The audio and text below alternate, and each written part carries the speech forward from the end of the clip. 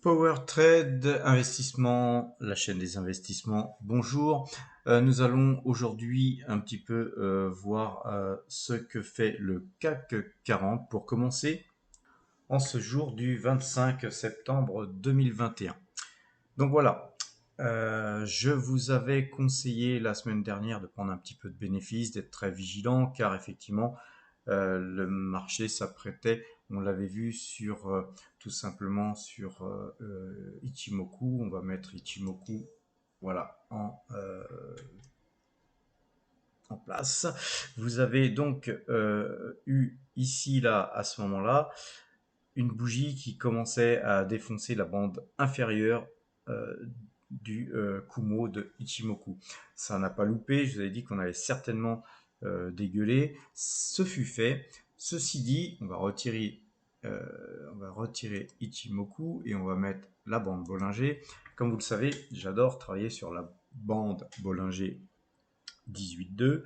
Hein, et là, on voit qu'effectivement, ce fut pas une petite baisse, mais ce fut carrément un décrochage qu'on a subi. Et ce décrochage était une bonne occasion de se remettre dans le marché, puisque effectivement, comme vous le savez, on le voit très souvent, on peut le voir même ici, mais si vous regardez toutes les occurrences de cette bande Bollinger, très souvent quand on défonce la bande Bollinger, on revient dedans et même par inertie, on va beaucoup plus haut. Souvent, on arrive à peu près au milieu de ces deux bandes Bollinger. Et parfois, on va retoucher, très souvent d'ailleurs, la bande Bollinger supérieure. Ce fut le cas. Donc, moi, ici, effectivement, puisque j'avais pris des bénéfices dans toute cette zone, eh ben, on a eu une opportunité de se replacer dans le marché, puisqu'on avait pris de grosses liquidités ici, dans cette zone-là. Ce fut donc très intéressant de pouvoir se repositionner dans le marché et même de continuer ses achats les jours qui ont suivi. Et donc, pour l'instant, cette stratégie nous a donné raison.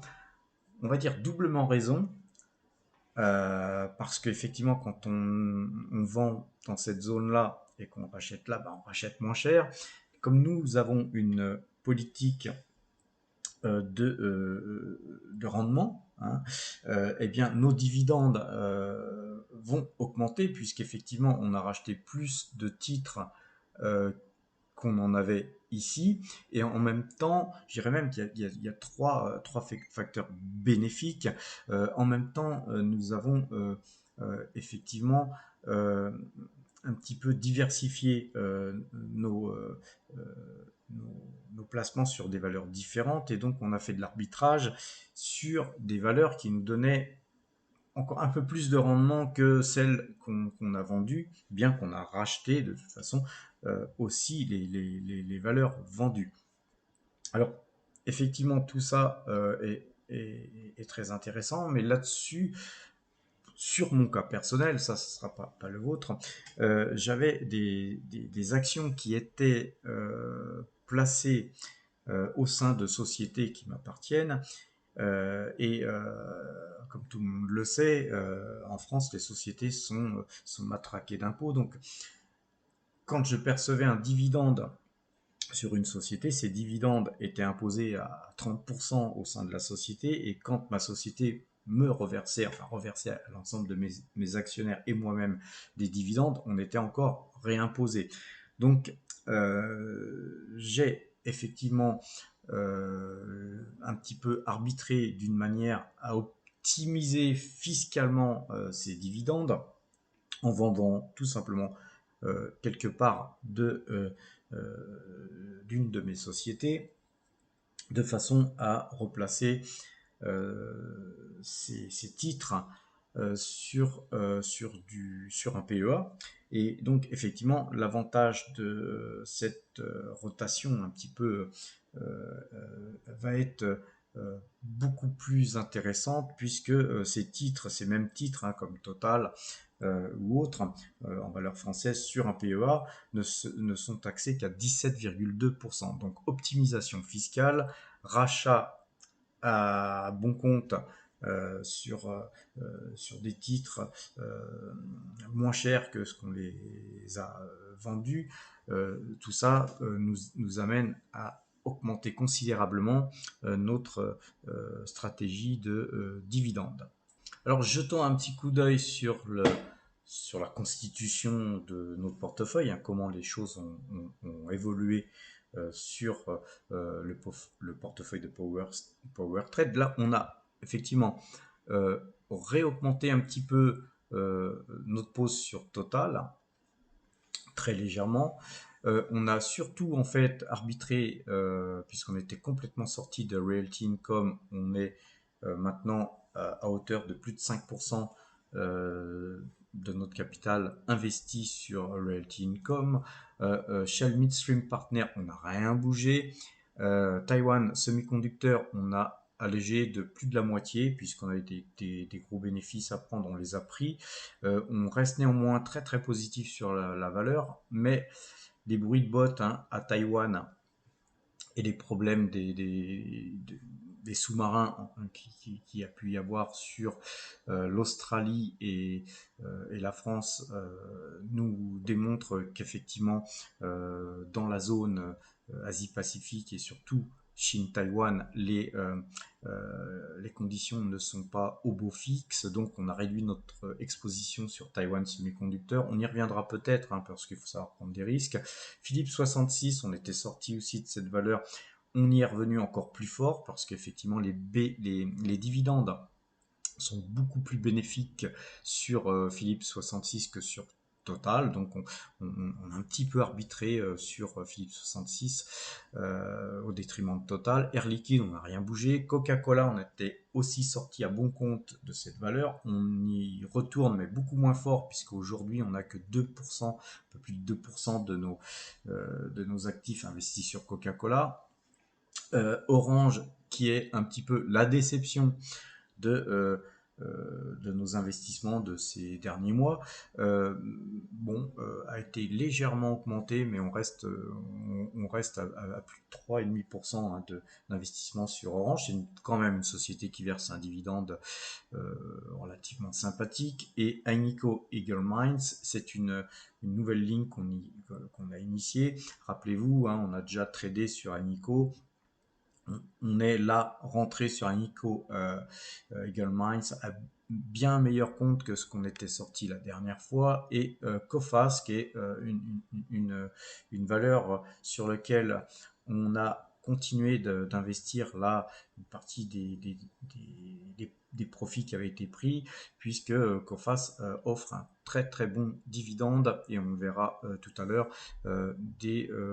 certainement des bonnes conditions d'investissement sur les 3, 4, 5 prochaines années. On a aussi augmenté nos positions sur Crédit Agricole. On n'a rien fait de plus sur Kaufmann, sur GTT.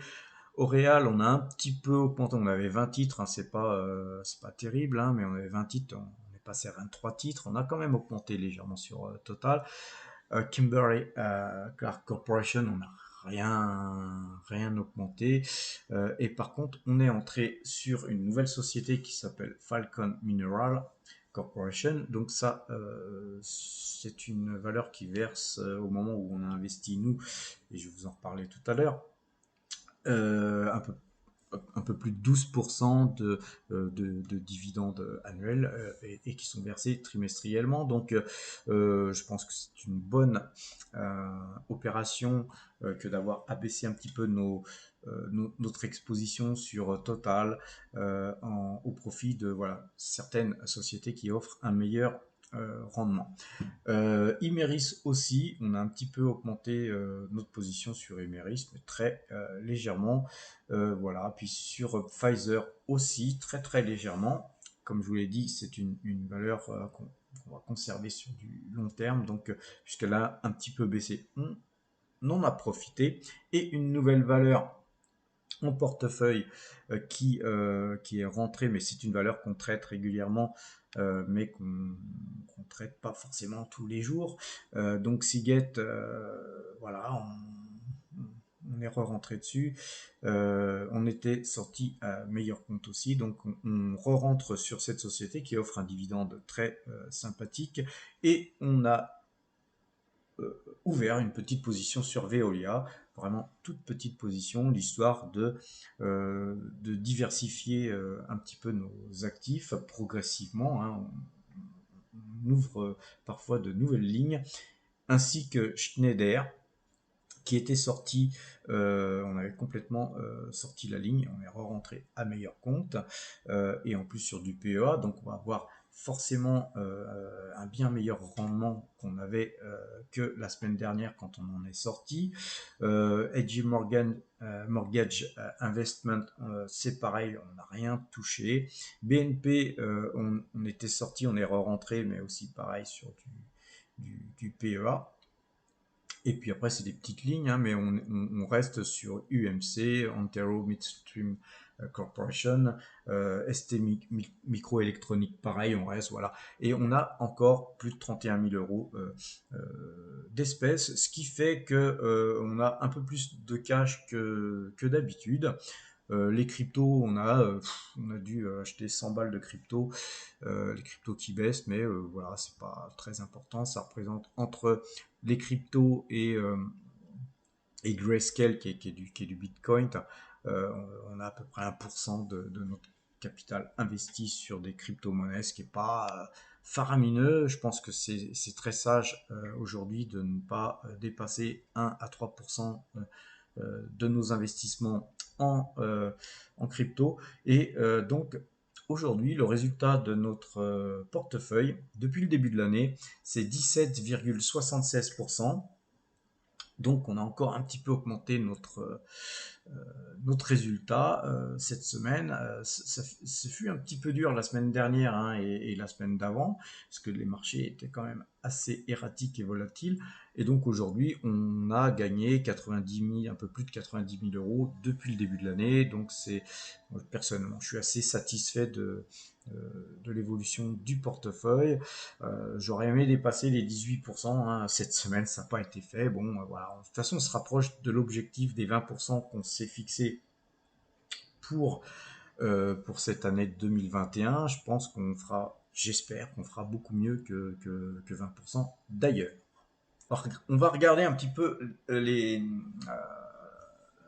l'évolution un petit peu justement de nos dividendes. Là, en fait, pour ceux qui me suivent régulièrement, vous voyez un petit peu de janvier, février, mars, mai, voilà, jusqu'à septembre, décembre, hein, ça se passe sur deux colonnes. Ça nous permet de voir chaque mois combien de dividendes, combien de dividendes on touche en fait, hein, tout simplement. Et en fait, là, on a en fait chaque jour, et puis ensuite on a le total chaque mois, et en fin de page, on voit ici chaque année combien de dividendes on touche à l'année. Donc là, on voit qu'on a remonté, parce que la semaine dernière, je vous avais montré que nos dividendes, suite aux ventes qu'on avait faites, nos dividendes étaient en baisse. Je ne me rappelle plus, je crois qu'on était à 3400, parce que là, on a le dividende annuel, et ici, là, en tout petit, on a le dividende mensuel. En fait, c'est tout simplement le dividende annuel divisé par 12. Je crois qu'on était à 3500, 3400, je ne me rappelle plus, de dividendes mensuels. Effectivement, nos dividendes avaient fortement diminué puisqu'on était en liquidité, donc les liquidités n'offrant pas de dividendes. Sur du court terme, on est resté en liquidité pure. Là, maintenant, on s'est réinvesti et là, on touche un peu plus de 4000 euros mensuels de dividendes, ce qui est sympathique. Ça va nous pouvoir de réinvestir un peu plus dans les prochaines semaines, prochains mois. Et on voit que, vous voyez, tout ce qui était en rouge, tout ce qui était sorti était en rouge. Là, ça s'est renoirci, donc on n'a plus que UPS. Mais UPS, ça fait assez longtemps qu'on est sorti de ça.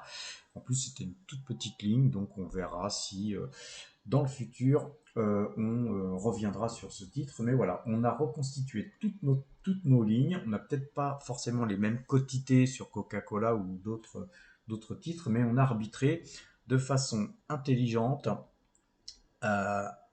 et fiscalement intelligent aussi, à augmenter notre dividende annuel et de ce fait dividende mensuel. Alors revenons un petit peu sur le CAC 40, là on voit le graphe du CAC 40, mais en fait, qu'est-ce qui s'est passé là effectivement dans cette zone-là où on a vu le graphique un petit peu extrêmement baissier avec un gap très très baissier tout simplement. Je vous en ai pas parlé la semaine dernière parce qu'il était peut-être un petit peu trop pour parler de ça, mais c'était sous le feu de l'actualité. En fait, les marchés financiers comme le gouvernement chinois, en fait, s'étaient préparés et se préparent toujours au pire concernant le dossier de Evergrande. Alors, en fait, le passif de plus de 300 milliards de dollars est impressionnant en soi, hein, mais quand on regarde, quand on décortique un peu les chiffres, c'est seulement 19 milliards de dollars qui est constitué d'obligations offshore euh, au niveau de la dette de Evergrande. Alors, dans l'immédiat, le risque est concentré pratiquement uniquement sur la Chine. D'ailleurs, la Banque centrale chinoise a injecté 17 milliards de dollars de liquidités dans leur système bancaire, et c'est la quatrième injection depuis le début de ce petit feuilleton. Alors, de mon point de vue, il est peu probable qu'il y ait une contagion de la crise de liquidité au niveau international. Néanmoins, à court terme, on restera prudent, car l'opacité dans ce dossier demeure comme dans tous les dossiers chinois de Chine populaire. Chine populaire qui n'a de populaire que le nom d'ailleurs. J'ai toujours déconseillé d'investir dans un pays communiste ou totalitaire, et on voit qu'effectivement, pour ceux qui l'ont fait, souvent des déboires de ce genre arrivent. Comme je vous l'ai dit tout à l'heure, on va regarder un petit peu les graphes des sociétés sur lesquelles on est sorti. Dans les faits, on va regarder un petit peu Coca-Cola pour commencer, puisque Coca-Cola, on va regarder aussi le Bollinger. Alors, on était sorti ici dans cette zone-là parce que ça puait quand même. On avait des bénéfices assez substantiels sur Coca-Cola, c'était sympa. En plus, c'est une société qui nous a versé du dividende trimestriel. Mais avec le dossier Evergrande, etc., nous, sur portefeuille PowerTrade, on a vraiment essayé de limiter les risques et on était sorti de quasiment tous nos titres Coca-Cola. D'autant qu'il y avait une sorte de triple top ici, ici et ici. Je vais essayer de les dessiner tout simplement. On avait effectivement ici, ici et ici, à chaque fois des tops qui étaient un peu plus bas à chaque fois. Ensuite, on a craqué, on a cassé le point bas. Donc, perso, moi, je me suis pas posé de questions. On est sorti.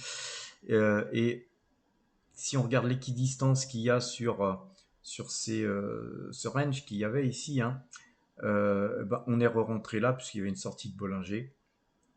Et puis effectivement, on est re-rentré dedans. Effectivement, on aurait pu trader, ressortir, etc. Mais Coca-Cola, c'est une valeur qui verse un dividende trimestriel sympathique, une valeur donc de rendement, une valeur aussi de croissance et une valeur très très très solide qu'on affectionne particulièrement. Alors effectivement là on rebaisse et la configuration n'est pas terrible, mais ceci dit, entre ce point de sortie et ce point d'entrée, on est rentré à meilleur prix et donc on augmente forcément notre rendement. Finalement, c'est pour moi de toute façon positif. Après, qui nous dit qu'on va aller plus haut ou plus bas, mais en tout cas, c'est une valeur qu'on conserve donc en fond de portefeuille. Pour Realty Income, eh bien, écoutez, même chose, on était sorti là-dedans. On avait une sortie de Bollinger qu'on n'a pas en fait faite, puisque en fait on souhaitait investir progressivement, hein, toutes les liquidités qui ont été sorties du portefeuille la semaine dernière. Mais en fait, sur cette zone-là, je crois ici sur les 67, 20, 67, 30, je ne me rappelle plus, on est re-rentré massivement par contre. Là, on a acheté une grosse ligne de Realty Income. Et puis en fait, on a eu tort, hein, puisqu'on aurait acheté vendredi. Effectivement, on aurait pu l'avoir à meilleur compte. Mais encore une fois, moi, je ne suis pas Madame Soleil. En fait, on aurait pu ne pas acheter et voir le titre bondir et puis monter encore et encore et encore et finalement le racheter au même prix que l'on aurait vendu. Alors, ça n'aurait pas été forcément une bonne opération. Là, même si le titre a légèrement baissé, au niveau du versement des dividendes qu'on va avoir concernant cette société qui, je le rappelle, verse un dividende mensuel, ne fera que d'augmenter nos dividendes récurrents et je m'en félicite, d'autant qu'il nous reste des liquidités pour continuer à faire feu dans la mesure où ce titre irait encore un peu plus bas. Alors on va regarder Crédit Agricole. Crédit Agricole, même chose. Alors là, on avait des positions sur ce titre, mais comme on le voit graphiquement, c'est un petit peu différent sur Crédit Agricole, parce qu'elle n'a pas eu tout à fait la même réaction que sur le CAC 40, quoique, mais au niveau bollingistique, tout du moins. Donc en fait, on n'était pas sorti de cette valeur du tout, mais par contre, effectivement, ici, eh bien, on est re-rentré dans cette valeur, mais beaucoup plus fortement, puisqu'en fait, on en avait déjà, et donc on a fait qu'augmenter nos pauses sur Crédit Agricole. Et pourquoi Crédit Agricole? Alors évidemment, il y a d'autres bancaires, hein, qu'on aurait pu choisir, mais je pense que Crédit Agricole, comme BNP, sont certainement les deux banques qui risquent pas d'exploser en vol en cas de problème. Ce sont quand même des grosses bancaires françaises qui offrent aussi un très bon dividende. Donc moi j'ai plutôt opté pour Crédit Agricole qui me semble un meilleur dossier que les autres bancaires. Maintenant, bon, l'avenir nous dira si j'ai eu raison. Ceci dit, on a acheté un tout petit peu de BNP, l'histoire de diversifier dans cette dernière semaine. Ce que l'on peut voir, c'est qu'il y a encore de la place pour aller voir la bande Bollinger supérieure, mais surtout, pourquoi avoir pris un peu plus de bancaires? Tout simplement parce que je pense que les taux pourraient se contracter et on pourrait avoir certainement des hausses de taux dans les prochains mois, mais surtout les prochaines années. Donc pareil, un Crédit Agricole, on joue ça sur le long terme. Et si on regarde ça sur du monthly, parce que j'aime bien regarder ça en monthly, quand on fait une analyse sur du long terme, on ne regarde pas que le daily. Et en monthly, quand on regarde, c'est une valeur qui valait dans les 35 euros. Vous pouvez la choper à 11 euros aujourd'hui et les broquettes. C'est, à mon avis, un très très bon dossier, une très bonne valeur à mettre en portefeuille pour du moyen long terme. On va regarder le titre Coface, en fait, qui se comporte à peu près comme l'ensemble des valeurs qu'on a pu voir tout à l'heure, hein, toujours sortie de Bollinger, forte hausse en fait derrière. On va la regarder aussi en monthly. Moi j'aime bien regarder, comme je vous le dis, toujours en monthly. Et en monthly, ce qui est très intéressant sur Coface, là on va le dessiner, ça va me faire plaisir de dessiner ça parce que je pense que peu de gens l'ont vu. En monthly, vous avez ici un vraiment double top qui est engagé. Vous avez vraiment les deux tops ici. Je vais essayer. Ah, vous avez ici les deux tops. Je vais les dessiner encore une fois. Là, ici un top, deux tops. Et ici, donc, vous avez ici en fait une très très forte résistance. On va prendre le plus haut en fait, hein, plus haut qui est 12,51, pardon. Donc sur 12,51, si on va jusque là, ça va résister très fort. Mais en attendant, puisque vous les avez achetés à 10, vous aurez déjà fait 20%. Donc soit sur 12 et quelques, on vendra. Et je vais vous expliquer pourquoi je ne vendrai pas maintenant. On va regarder tout simplement, on va tout simplement regarder la finance. Alors moi j'aime bien utiliser Zone Bourse, hein, vous pouvez utiliser n'importe quelle interface pour voir un petit peu euh, le genre d'analyse que je fais. Moi je regarde d'un premier coup d'œil le pair. Vous avez un pair de 7,47, c'est-à-dire qu'en gros en moins de 8 ans, l'investissement que vous allez faire sur cette valeur et vous reviendra à zéro. C'est-à-dire dans 8 ans, c'est comme si vous auriez eu des actions gratuites. Et un rendement de 10,5%. Donc aujourd'hui, d'avoir un rendement de 10,5% en plus sur son PEA, donc ça c'est quand même pratiquement pas imposé, on va dire. Ça a du sens. Et quand on regarde sur les 2 prochaines années, on va avoir toujours un rendement supérieur à 10% si on reste sur ce cours de référence.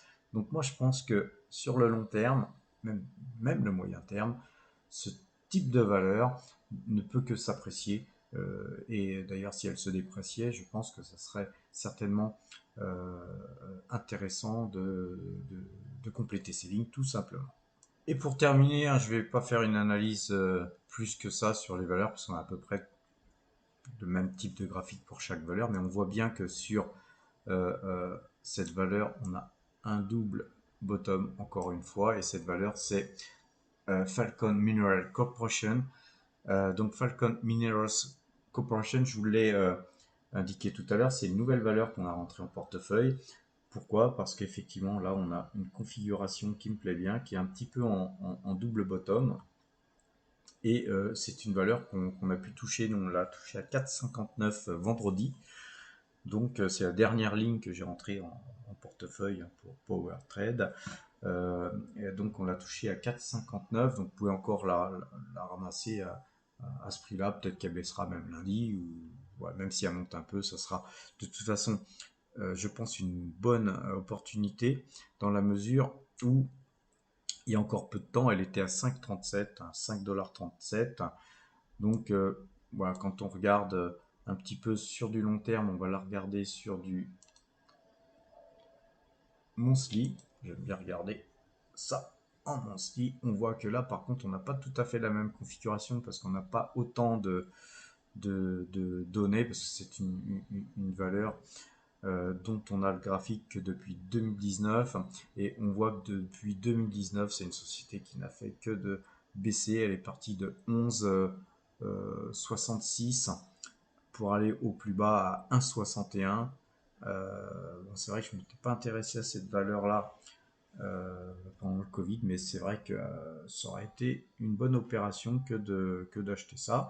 Ceci dit, pour moi, il n'est pas trop tard parce que de 11,66 la retrouver à 4,59, 60 par là.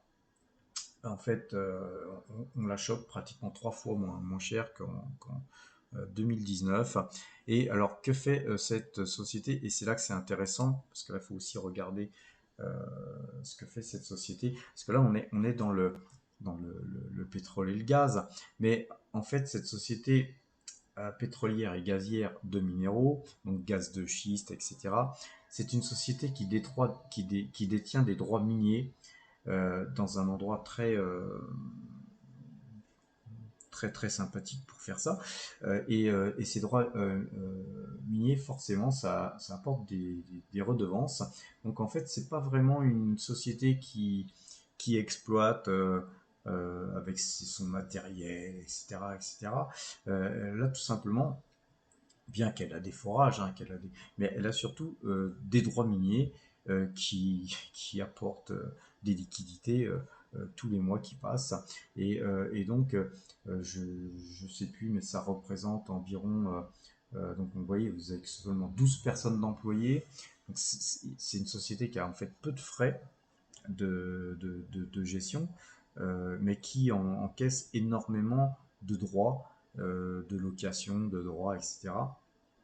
Et qui reverse, je crois, je sais plus, mais 95% de ses bénéfices aux actionnaires que nous sommes aujourd'hui. Et donc ça, c'est très sympathique, d'autant que quand on va regarder dans finance, on voit que le rendement, il est, nous on l'a acheté à un rendement supérieur à 12% vendredi, mais il est toujours de 11,9% au cours de clôture. Et donc c'est pareil, hein, avoir des rendements supérieurs à 10%, je trouve ça génial. Et effectivement, il faut quand même s'intéresser à la société, parce que d'avoir un dividende qui est versé ponctuellement comme ça, une année de 11, 12, voire 20%, ça n'a pas de sens. Il faut regarder sur le long terme. Et on voit que cette société, depuis 2018, hein, puisqu'on a que ça comme antériorité, c'est une société qui verse du dividende régulièrement, et les dividendes prévisionnels sur 2022 et 2023 sont en forte hausse, hein, finalement, puisqu'on va être à presque 14% en 2022 et pratiquement 15% en 2023. Donc, ce sont des données estimées. Moi, ce que je regarde aussi, c'est les comptes des résultats, mais aussi surtout l'endettement. Quand on regarde l'endettement, cette société-là, c'est un petit peu plus endetté, mais on voit que les ratios d'endettement restent raisonnables.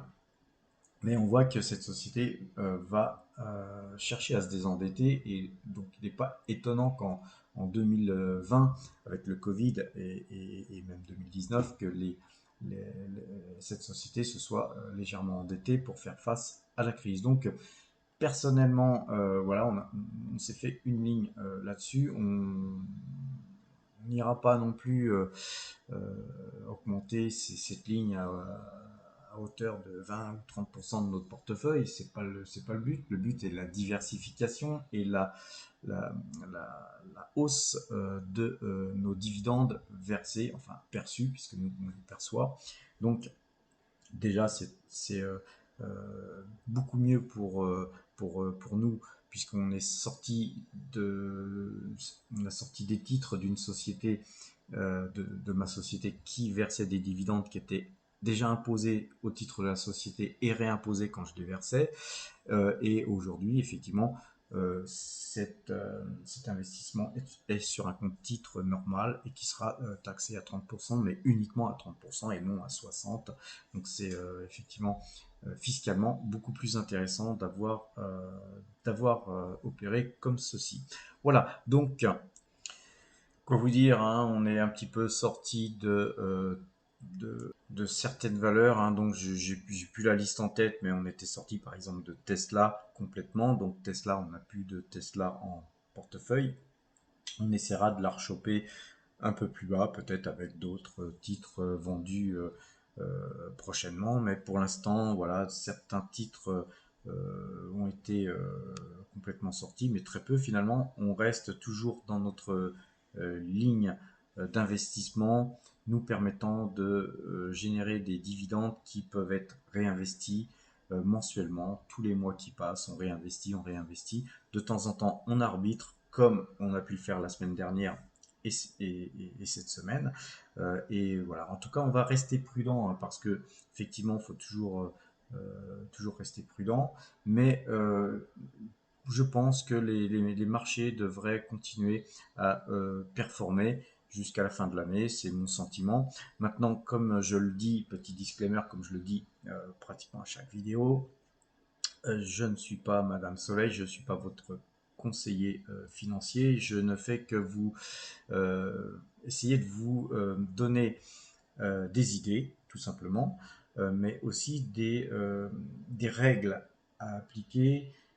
Quand on a beaucoup de bénéfices, on les prend, on les protège par des stops, etc. Donc je le rappelle chaque fois, je ne l'ai pas trop rappelé dans cette vidéo, on y reviendra dans des vidéos ultérieures, mais surtout, constituez-vous un portefeuille progressivement, sans pour autant prendre des risques considérables. Et tout ça, la gestion du risque, hein, je vous envoie sur toutes les vidéos que j'ai pu faire dernièrement, hein, depuis que je vous fais des vidéos. Regardez toujours, même plusieurs fois, regardez les vidéos sur la gestion du risque et notamment sur le money management. Voilà, je vous souhaite un excellent week-end et à bientôt.